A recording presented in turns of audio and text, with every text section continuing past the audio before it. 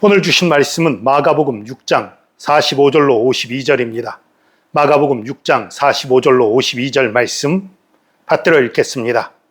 예수께서 즉시 제자들을 재촉하사 자기가 무리를 보내는 동안에 배 타고 앞서 건너편 벳세다로 가게 하시고 무리를 작별하신 후에 기도하러 산으로 가시니라.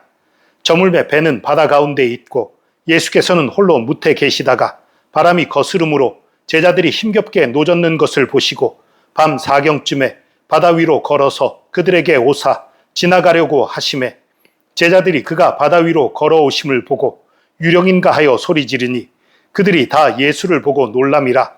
이에 예수께서 곧 그들에게 말씀하여 이르시되 안심하라 내니 두려워하지 말라 하시고 배에 올라 그들에게 가시니 바람이 그치는지라.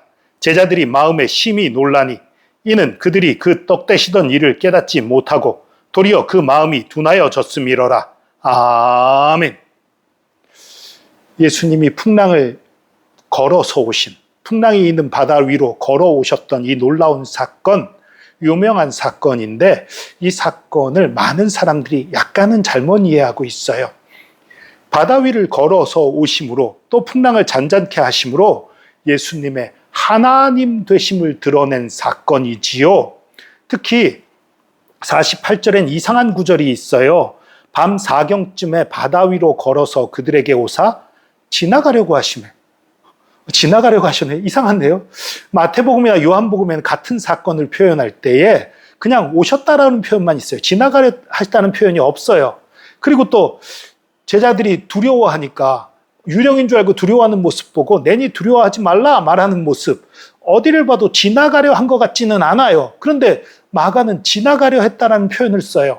이것은요, 마가가 구약 성경을 정말 잘하는 거예요. 그래서 구약 성경의 표현을 빌려서 예수님은 하나님이시다라고 말하고 싶은 거예요. 모세가 하나님을 만날 때에 하나님이 모세 앞으로 지나가셨다라는 표현이 있어요. 엘리야가 하나님을 만날 때 또 지나가셨다라는 표현이 있어요. 그 표현을 빗댄 거예요. 예수님이 하나님 되심을 이렇게 해서 표현하려고 한 거지요. 그러다 보니까 예수님이 제자들을 먼저 보낸 것이 이 기적을 통해서 나 하나님이야 어깨 힘주고 보여주시려고 한 사건, 이런 사건으로 오해하는 분들이 많아요. 분명히 이 사건은 예수님이 스스로 하나님 되심을 제자들에게 드러낸 사건이지만 이 사건이 일어난 배경과 상황은 우리가 생각한 것과 많이 다릅니다. 여러분 기억해 봅시다. 31절부터 다시 돌아봐야 돼요. 제자들이 전도여행을 다녀왔어요. 지치고 피곤하고 하지요. 근데 31절을 보니까 이렇게 돼 있어요. 이르시되 너희는 따로 한적한 곳에 가서 잠깐 쉬어라 하시니 이는 오고 가는 사람이 많아 음식 먹을 겨를도 없습니다. 쉬어야 되는데 쉴 수가 없어요. 그래서 배를 타고 따로 한적한 곳으로 가게 됐습니다. 그런데 배를 타고 한적한 곳에 갔지만 그곳에 이미 수많은 사람들이 몰려와 있었어요. 예수님의 소문이 났기 때문이지요. 그래서 예수님이 그들을 목자 없는 양같이 불쌍히 여겨서 또 말씀을 전하지요. 제자들은 계속 쉬지 못한 거예요. 그래서 그 5,000명을 먹이고 난 후에 오병이어의 기적을 행한 후에 예수님이 제자들 보고 먼저 벳세다로 가라 하시는 거예요. 그런데 이 말을 듣고 제자들이 순순히 따랐을까요? 아니, 아직 사람들도 그냥 있고 예수님만 두고 어떻게 우리가 가요? 하고 제자들이 꺼렸을 거예요. 그러니까 예수님이 재촉하십니다. 오늘 45절 제자들을 재촉하사, 이거 그런 뜻이에요. 제자들이 안 가려고 한 거예요. 어떻게 예수님만 두고 떠납니까? 우리가 예수님 도와야지요. 그런데 단호하게 먼저 가라는 거예요. 이 이유가 뭐예요? 제자들에게 쉼을 주려고 하시는 거예요.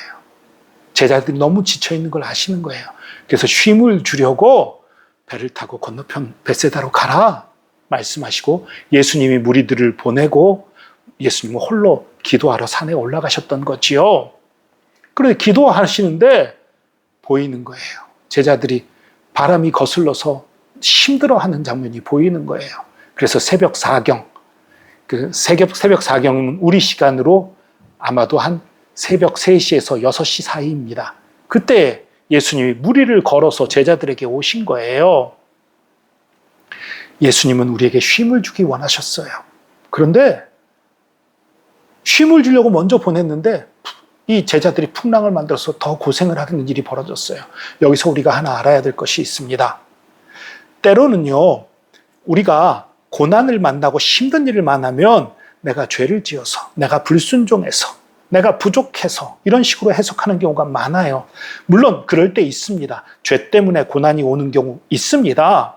불순종해서 고난이 오는 경우 분명히 있습니다. 그러나 그렇지 않은 경우도 있다는 것을 오늘 본문이 보여주는 거예요.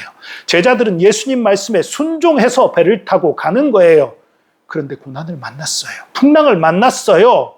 우리 삶에도 때로는 하나님 말씀대로 했는데도, 하나님 말씀에 순종했는데도, 하나님의 뜻대로 했는데도 풍랑을 만날 때가 있어요. 힘든 일을 만날 때가 있어요. 그러나 그것이 하나님이 우리를 미워해서 우리를 벌하시려고 한 사실이 아니라는 사실입니다. 하나님은 우리에게 쉼을 주기 원하십니다. 평안을 주기 원하십니다. 우리를 축복하며 우리에게 사랑을 주시기 원하시는 분이세요. 그러나 하나님을 대적하는 대적자가 있지요. 이 땅에는 하나님을 대적하는 대적자, 우리를 괴롭히고 우리를 멸망시키고 우리를 힘들게 하는 대적자가 있지요. 사탄이 우리를 괴롭힙니다. 사탄이 우리에게 고난을 가져다 줍니다. 풍랑을 만나게 합니다. 어려움을 만나게 합니다. 그러나 그 순간 하나님은 우리를 그대로 내버려 두시는 게 아니에요. 우리를 불쌍히 여겨서 우리가 있는 자리로 찾아오시는 거예요. 우리를 만나러 오시는 거예요. 만나러 오신 주님을 우리가 만나면 되는 거예요. 만나러 오셨는데 제자들이 못 알아봅니다. 예수님이 도와주려고 배 가까이 오셨는데 제자들이 유령인 줄 알고 오히려 더 두려워하고 더 걱정하고 더 염려해요. 더 힘들어합니다. 그때 예수님이 말씀하십니다. 내니 두려워하지 마라. 그리고서 예수님이 배에 오를 때에 그 풍랑이 잠잠해졌지요. 여러분, 우리도 이런 일을 겪기 쉬워요. 하나님이 도우러 오셨는데도 하나님이 도우러 오신 그 손길이, 그 방법이 우리 보기에 두려워 보여요. 우리 보기에 힘들어 보여요. 그래서 오히려 거부하고 오히려 멀리 하려고 하고 그래서 더 고생하고 더 힘들어하는 때가 있다는 사실이에요.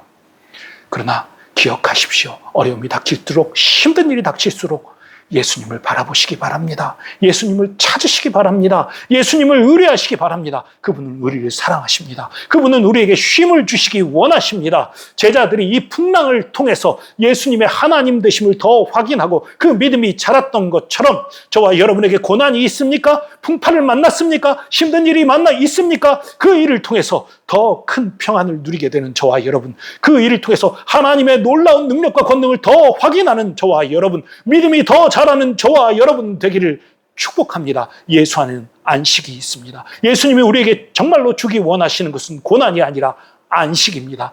평안입니다. 이것을 믿고 믿음으로 승리하는 저와 여러분 되기를 축복합니다. 기도하겠습니다. 주님 감사합니다.